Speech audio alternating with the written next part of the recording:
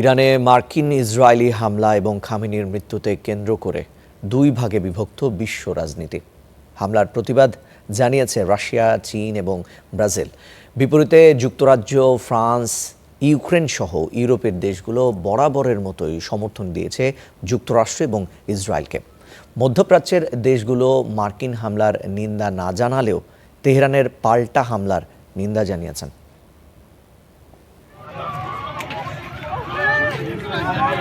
ایران یک فتح بزرگ کرد।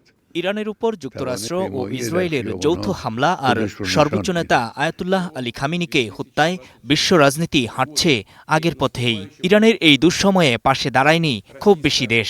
চীন ও রাশিয়া আর ব্রাজিল সহ কয়েকটি দেশ জানিয়েছে প্রতিবাদ। রাশিয়া এক বিবৃতিতে এ হামলাকে স্বাধীন রাষ্ট্রের বিরুদ্ধে পূর্ব পরিকল্পিত ও অপ্ররোচনামূলক সশস্ত্র আগ্রাসন বলে নিন্দা জানিয়েছে। মস্কোর অভিযোগ, পারমাণবিক কর্মসূচির অভিযোগের আড়ালে মূলত ইরানের শাসন ব্যবস্থা পরিবর্তনের চেষ্টা করছে যুক্তরাষ্ট্র ও ইসরায়েল।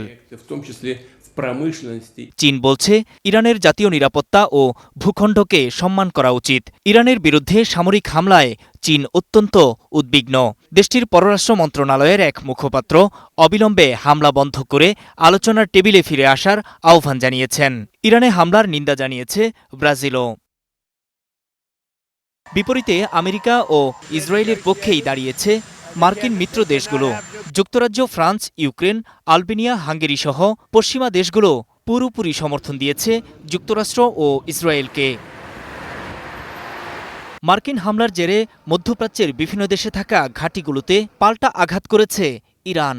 এ ঘটনায় প্রতিবাদ জানিয়েছে সৌদি আরব, সংযুক্ত আরব আমিরাত, কাতার, কুয়েত ও লেবানন। তবে দেশগুলো ইরানে মার্কিন ও ইসরায়েলি হামলার ব্যাপারে মুখ খোলেনি। মার্কিন হামলার বিরুদ্ধে অবস্থান নিয়েছে স্পেন। একই সঙ্গে ইরান সরকারের পাল্টা হামলারও নিন্দা জানিয়েছে দেশটি। প্রধানমন্ত্রী বলেছেন, স্পেন আরও একটি দীর্ঘমেয়াদী যুদ্ধ দেখতে চায় না।